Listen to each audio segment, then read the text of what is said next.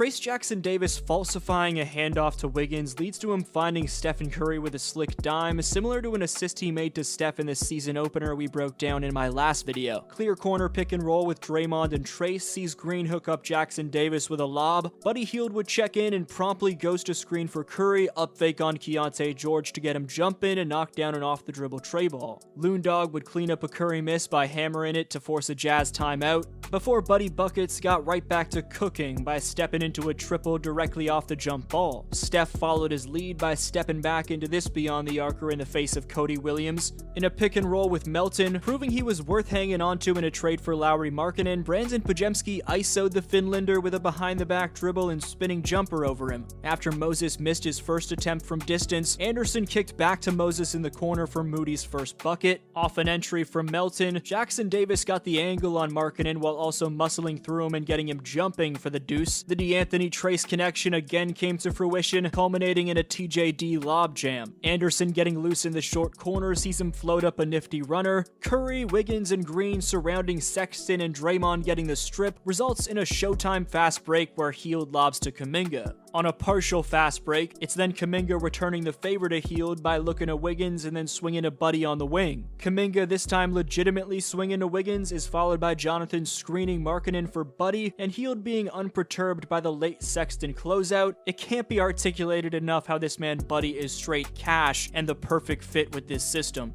He continues to portray that by split cutting around a Kuminga pick, getting the Draymond kick, and hitting in Sexton's grill again for good measure. Turning defense into offense in a split second, Wiggins neutralizing Sexton's drive, Looney swatting it, and Steph outletting gets Buddy a take where he Euro steps to shed George. Some catch and relocate magic with Draymond and Steph, then sees TJD set a cross for Curry and Steph receive a beautiful one-handed skip pass from Draymond and connect. Steph losing control of the dribble on this isolation doesn't stop him from seamlessly draining this contested 17-footer. That's just pure all-time great shooting. Draymond handling as the one and spotting Steph on the back door leads to Curry getting blocked by Kessler, but Trayce being in exemplary position to put it back. Curry smothering Sexton and knocking it loose right off the inbound finalizes in Wiggins getting a spot up and Stephen sellying.